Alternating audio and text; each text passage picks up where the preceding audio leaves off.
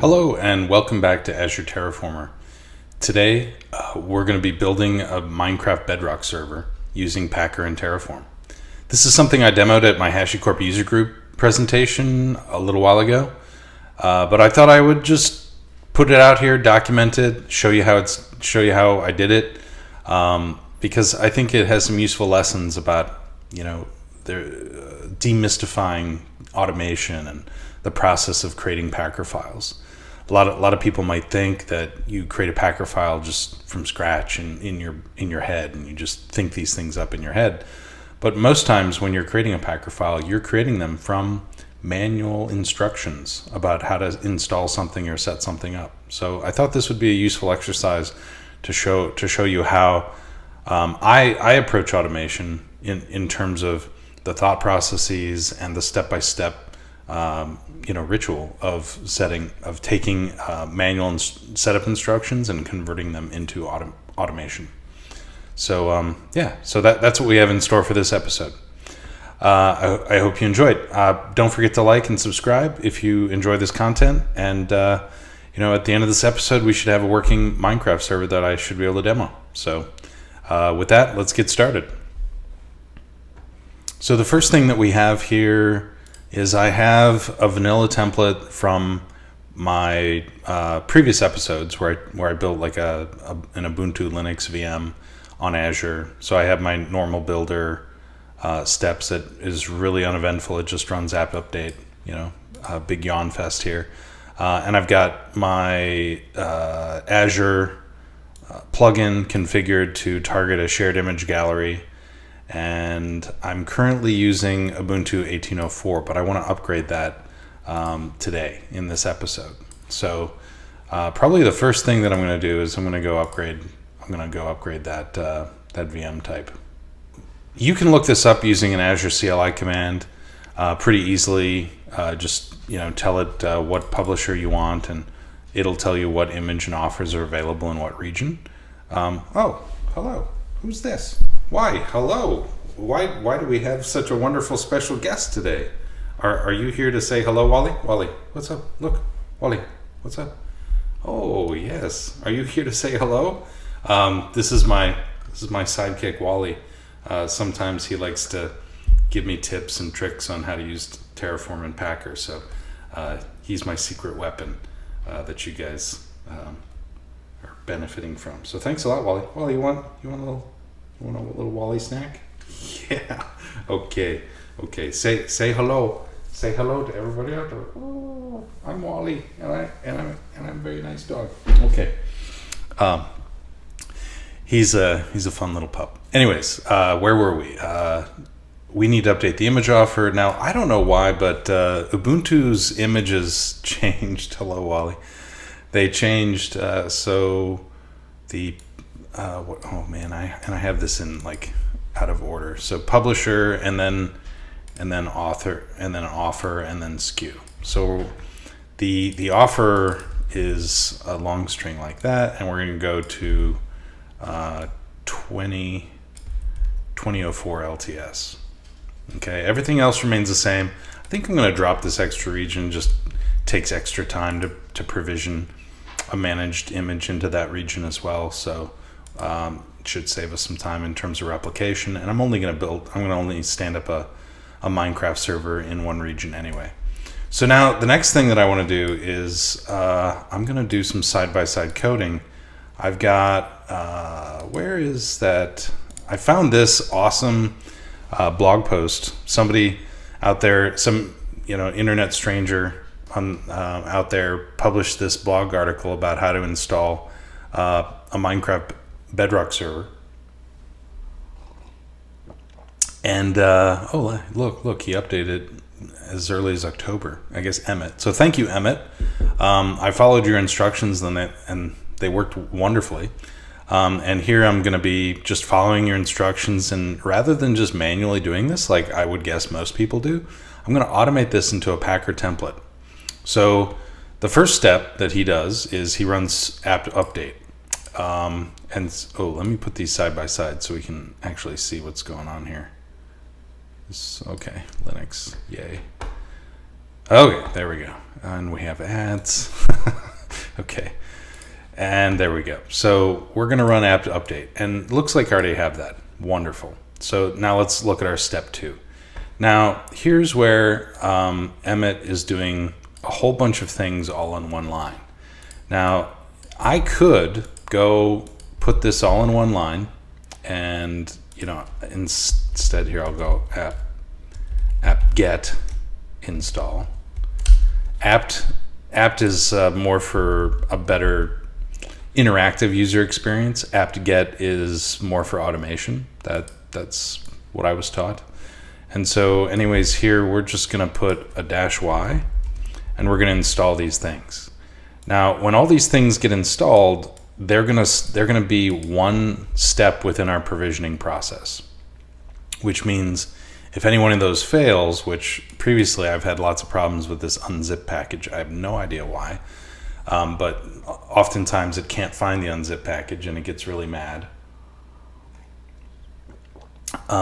And so I have specific issues with this package, but all the other ones seem to work. So when I use this approach and I embed them all in one thing, then they are they're lumped together. So I can't really easily tell which one failed versus another.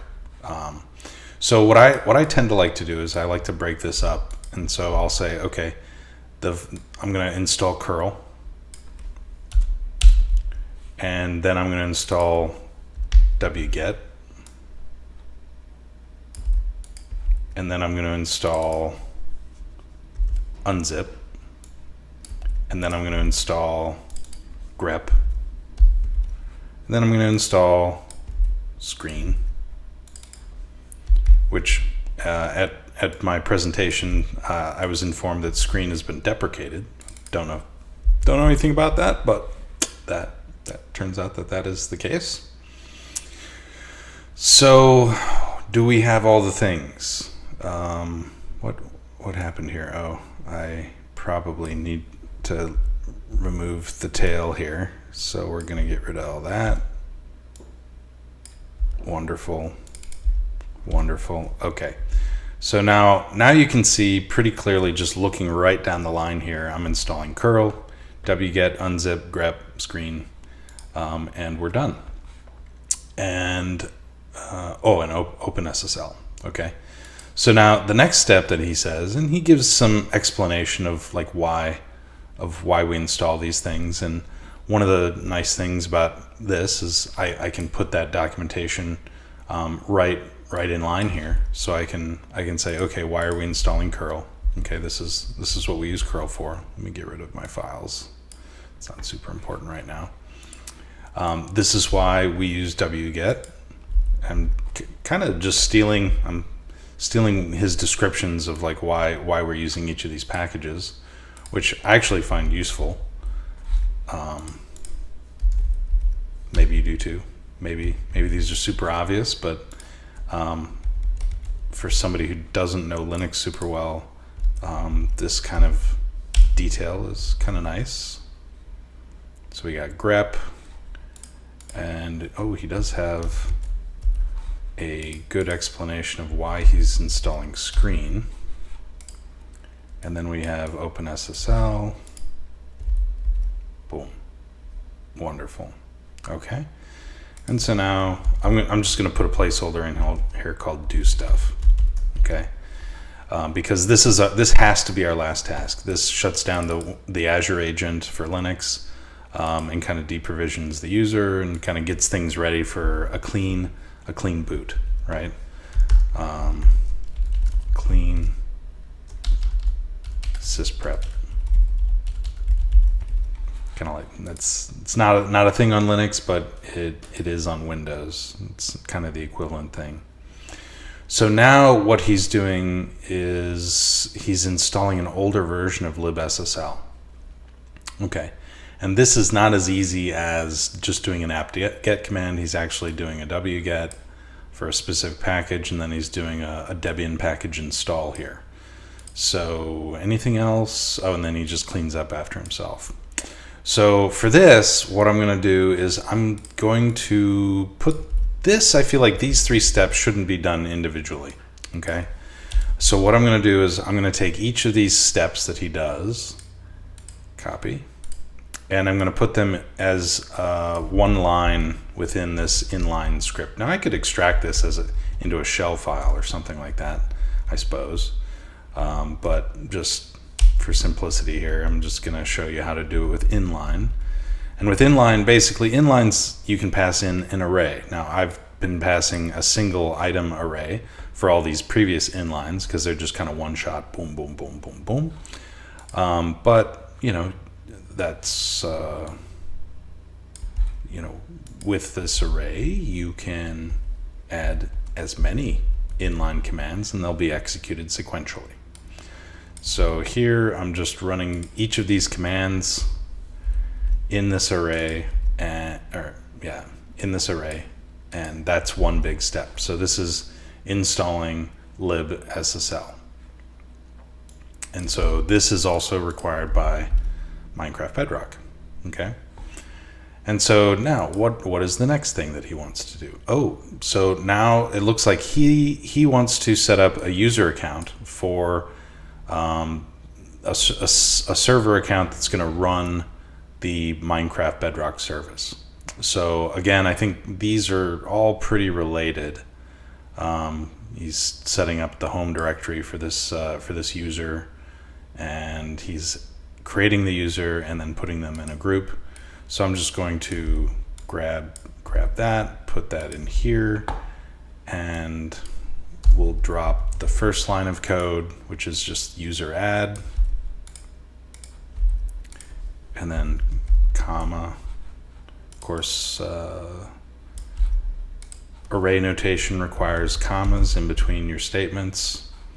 And this user is, I think that's just a reference to the current user within Linux. And then the last thing is creating the home directory. Whoa, what happened here? So let's make sure we have all the commas that we need. We should be good to go. And then what do we do? Okay, now the fun part. Now we're actually installing Minecraft. And he's doing some pretty cool stuff here. He's grabbing a download URL by curling a particular endpoint and trying to find the latest version. So this is some magic. This is some magic bash that downloads the latest version of Minecraft. So I'm just going to paste that in here. I'm going to change the comments, and we're going to take the first line of code and pop that in here. Whoa, that's really long. Ooh, now I've got some problems. So the problems that I have are, because he's assuming we're going to manually put this into a command prompt, and we're embedding this but we're actually embedding this into a source code file that double quotes actually have meaning. We have to escape all these double quotes.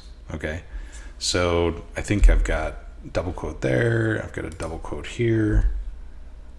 And the IntelliSense kind of gives you clues as to where things are broken. So I just need to escape all these double quotes. Should be good. Single quotes should be okay. But I think some of these symbols are, or no, we just have a hidden double quote in here. It's just kind of hanging out like that. Yeah. So I think we should be good there. So there, I've kind of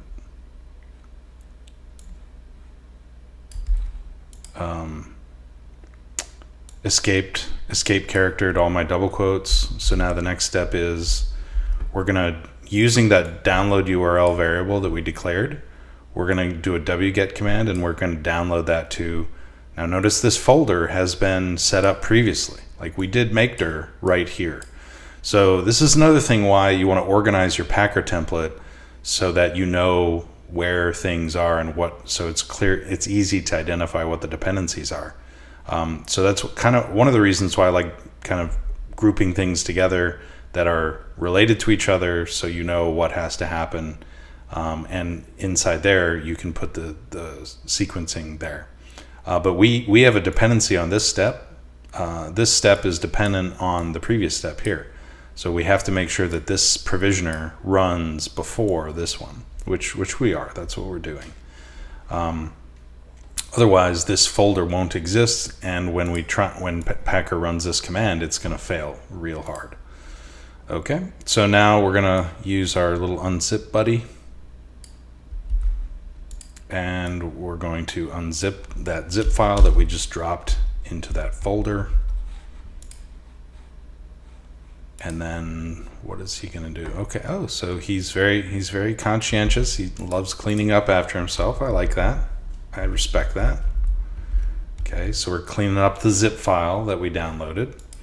Okay, and then the last thing, we're just doing a recursive change of ownership on this entire user directory. Oh, what did I do there? To make sure that the MC server user has access to all of these files that we just have extracted into this directory. So now configuring our Minecraft server. So there is a server properties file in here, which I don't really feel like I want to change anything yet. We can do that in a future episode. But a lot of these things we'll probably want to change at runtime.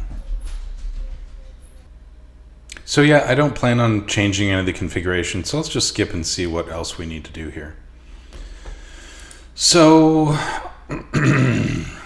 it looks like his assumption is we've run all these commands and now we want to start the server, right? And so if we're on a command line, we could run these things and we could start the server. But what we want to do is we want to make sure that this server starts every time the machine reboots. The service will come back online. So let's see if he gets to that. Okay, this is just basic stuff. Connecting to the server. Okay, we'll do that later. We want to make sure it's set up as a service.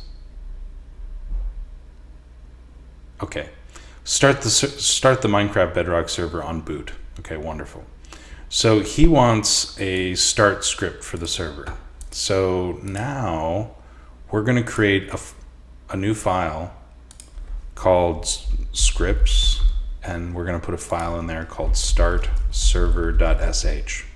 Okay, and he wants this to be in that file. Okay, and I think there's a little bit of a problem with this script. I'm not sure why. I think it might be related to the version of Ubuntu that he's using. Maybe it's the bin bash user bin. No, you know what? I think this is okay. But you can see here he's executing bin bash. We'll see if it crops up in the future. But so that's my script.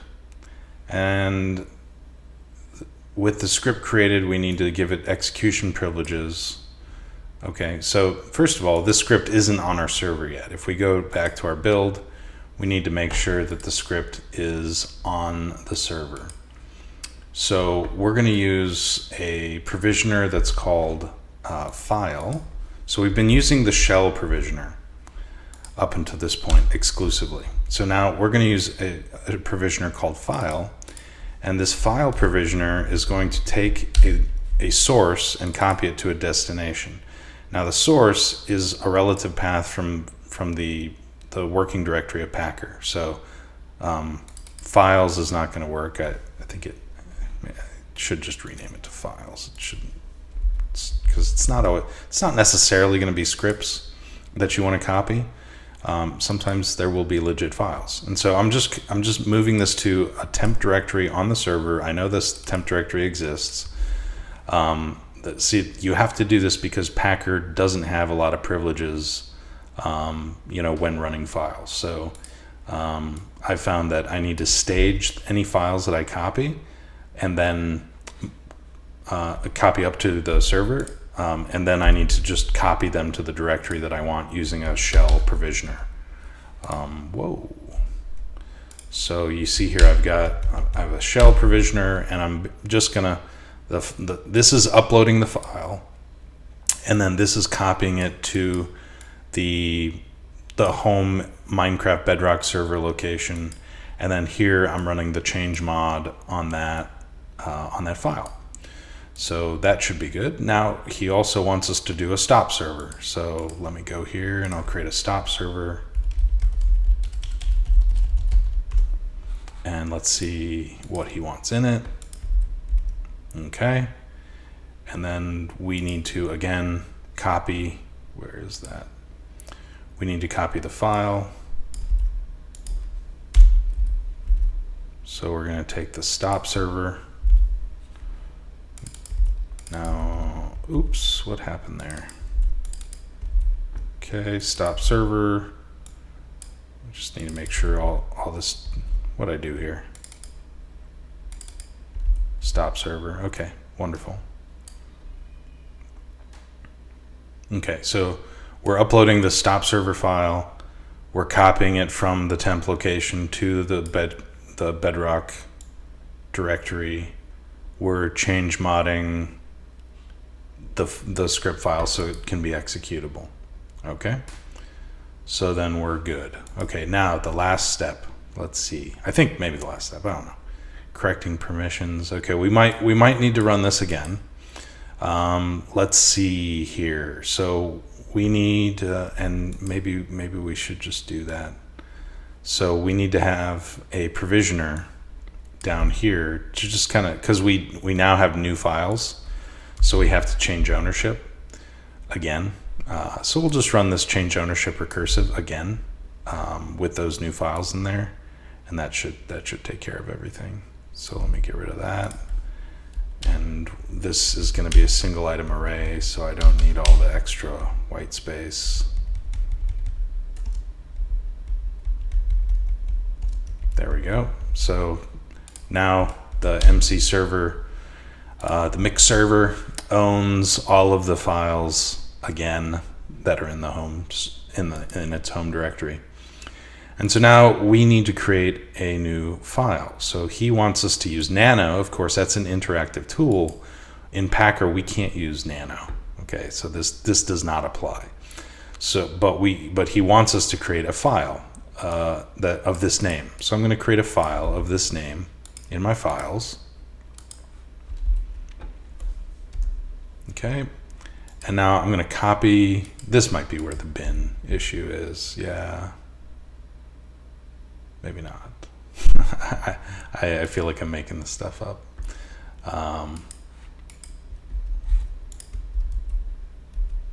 Yeah. So it shouldn't be user bin. It should just be bin bash. Okay, that's the problem. So, which is interesting that the user bin versus bin bash. So maybe we just change these to bin bash. I don't know, those are bin screen. User bin, let's see where bash is used. Yeah, so he is using bin bash here. Okay. So I don't know, maybe user screen or screen is in user bin. I don't know. We'll have to check that when we get there. But so now I have this MC Bedrock server, and it does tick and tie. Like this is dependent on these two files being copied to the right location, which I've already done, and this directory existing, which it exists, and this user existing, which it exists. So all of the needs of this file are already set. So now I just need to get this file loaded up to the server. So I'm going to use a file copy.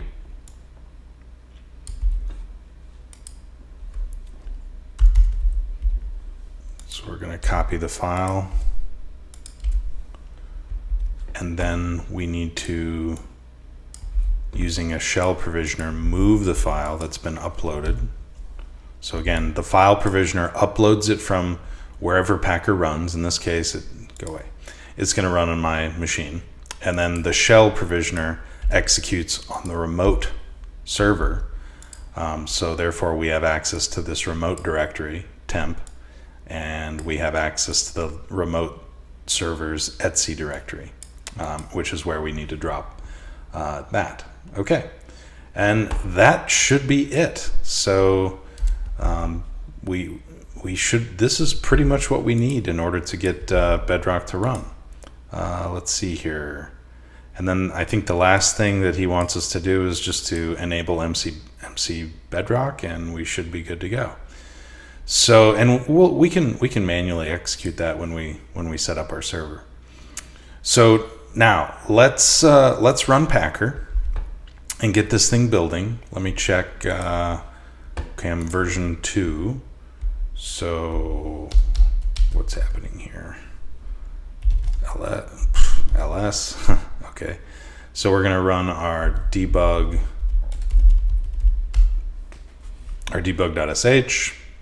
and now we're provisioning. We're running Packer build with all of those things that we just set up. Okay, while that's running, we're just gonna go and provision a VM. So I've copied over my my reusable modules that provision a network with Bastion and a VM with both private and public IP addresses. Oh, and you can see the app, looks like apt-get is running. Okay, so I've got my Linux public VM here, and I've got my little Minecraft tester here. And so now in this file, I'm just going to create a new TF file where I'm going to provision the VM. And the way that I'm going to provision the VM is I need to get a reference to the virtual machine image. So that is going to be a data reference to a shared image version. And I'm just going to call it Minecraft local. And a shared image, so first of all, we need the name of the version. Just a little counterintuitive, but I mean, it's the name attribute is relative to the type, which is an image version. We need the image name. We need the gallery name. We need the resource group name of the gallery. And my variables should provide most of this. So I got the var gallery name. So I'm going to say, what is Packer doing now? Wow, did it fail? It looks like it's failing. Yeah. So it failed. So that's unfortunate. We're going to have to let that rerun again. I get lots of transient errors. We're trying to get packages, trying to get apt-get to run. Not quite sure why, but var gallery name, and then var gallery resource group, and let's just align all this stuff. Now the image name. The image name is the same as what I set in Packer. So if I go look at this, the image name is going to be Minecraft Bedrock local. And so we're building a version of the Bedrock server that's going to store the Minecraft worlds locally,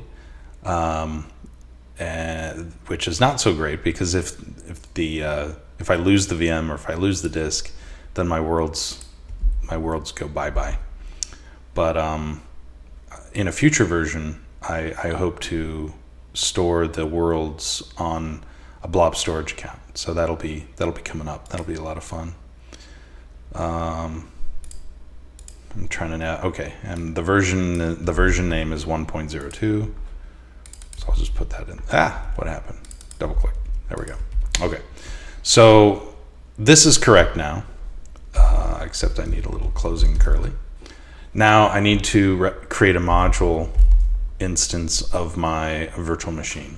So I'll just call this Bedrock local And then modules, you always declare a source, and it's always a relative path.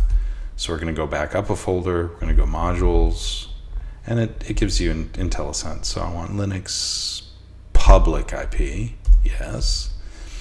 And that takes, if I go look at that module, what parameters does it take? Linux public, the very Ubuntu side. Let's maximize this, okay. So we need to have a location, which should be var.location. We need to have a name, which I believe it prepends the VM to the name, yeah. So the name is gonna be, let's look at our project here. Probably just like this, probably this stuff. Okay, so we're gonna run Packer again. We don't believe that it can't that it can't run apt-get. So I'm gonna put the VM name in here, and I'm just gonna call this like local. So it's gonna be VM episode 15 local. Okay. And we need a resource group, which we should have. I think we're creating our own Azure RM resource group, main.name. And then we need a subnet ID, which we should access using module.network.subnet ID. And then we need a VM image ID, which is our data. Okay, and then the next thing that, again, the Packer failed again. What is going on here? CNF update DB. This is failing on our first provisioner, which is just literally app update. I don't know, we'll have to look into that. Let's finish this up and let's get over there. So in this, I'm generating an SSH key and I'm saving it to Key Vault. So in this case, I need to access the public key OpenSSH value. Now let's clean all this stuff up.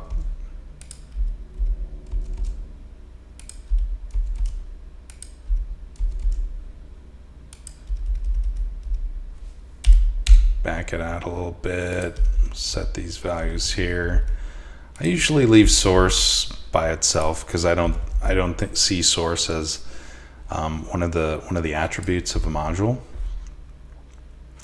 But anyways, this won't work until this image is ready. So we're gonna have to see what's going on with Packer and why it's being upset with us here. So we're running apt update. It's failing on app update. So I don't know, maybe we should run app update clean or something. Apt-get clean. Just see if that helps smooth things over.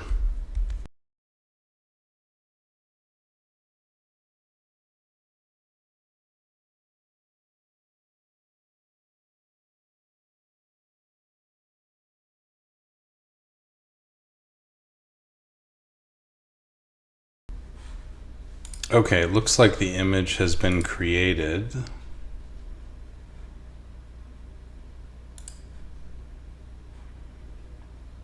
Yep, it's right there. Okay. So let's switch over to Terraform and let's rerun our Terraform apply. Oh, gotta reinit here.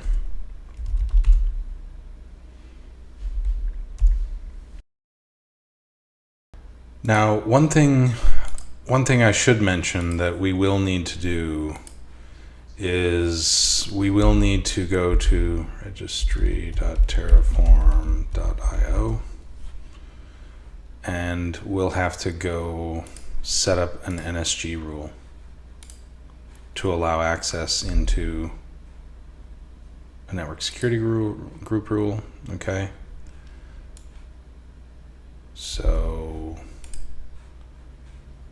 on our network, Minecraft runs on certain ports, and we need to allow. Hey, Wally, what are you scratching at down there, huh? Wally, come here. You want to help me write this NSG rule? Okay. That's a good boy. Here, that's a good boy. Yes. Okay, and so this is our Minecraft NSG rule. And we're just going to call it the Minecraft port. And it's going to be inbound.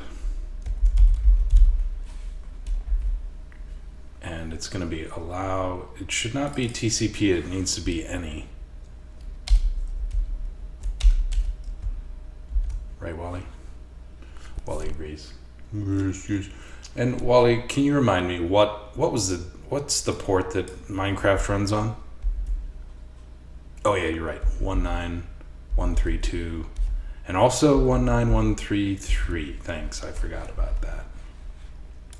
So we're I'm gonna put this in our resource group, and then we need the NSG name. And my network module outputs this. So module network, NSG name. There we go. And so that should be good. So let's try that. Auto approve. Good boy, Wally. Thanks for the help. You're an expert NSG author.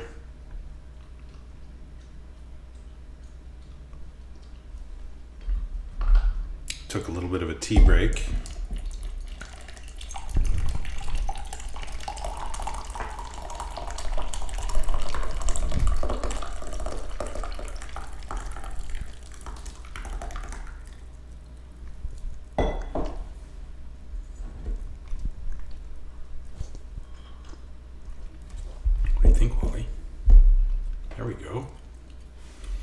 Now it looks like the port has been created. Let's go interrogate this environment real quick. Resource groups, refresh. Okay, there it is. So we have our NSG. We have a rule there that opens up 19.132. Yes, Wally, yes. To 19.133, yep. And we have our virtual machine, which is right here.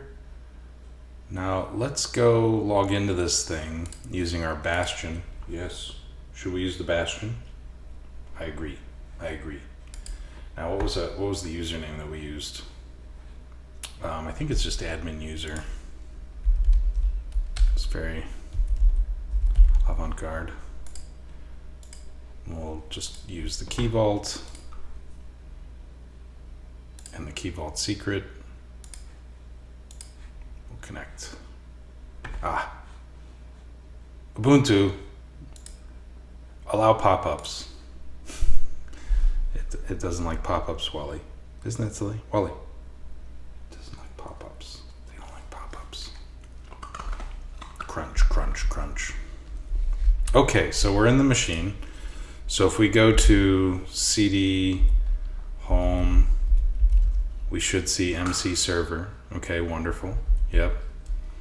And so now what we will need to do is, if I can get the rainbow wheel of death to finish whatever it's doing, we need to check CD home. So I'm in my home. I'm just going to do system cuddle. Wally, that's the microphone. That's the microphone, buddy. You're gonna make loud noises for all the folks. Oh, did you drop it? You wanna go get it? Go get it. Yeah, go get it. System cuddle enable MC. Oh, let's check the status. How about that? Status MC Bedrock. Okay, so it's not active, so let's just try and enable it. Wally, come on. You're being a little rascal. There you go. It's like scratching. It's like scratching, trying to get the little treat. Enable MC Bedrock. I gotta run sudo.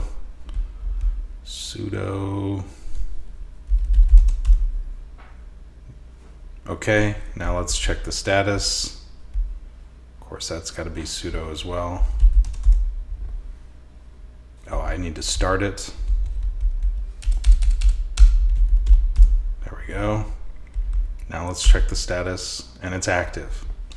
Okay, so let's check our IP address, and let's try and connect to this thing. Okay, so that's our IP address. Here's my Minecraft client here. We're gonna go add a new server. We'll call this episode 15. I don't know if paste is gonna work. Paste does work. Amazing.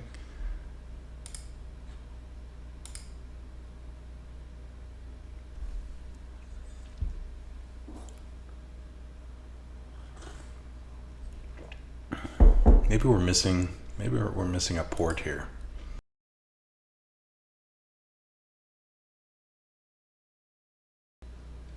So that's weird. I was able to connect from my Xbox. Let's go log in here, and our friend showed us how to screen the MC server. So let's just run this. Sudo screen. What is the command again? Screen -r MC server MC Bedrock. And so you can see I logged in. So I connected and then I disconnected. Okay. But for some reason, this Windows server is not able to connect. And let's just check the settings. So my Xbox, I'm able to connect. But now this was something that was happening the other day. So let's go manage server list, edit a server.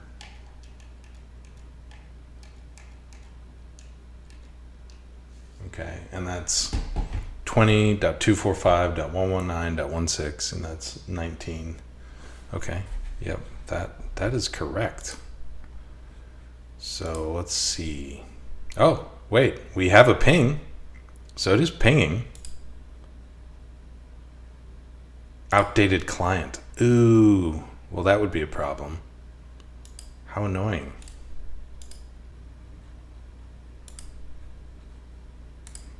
There we go.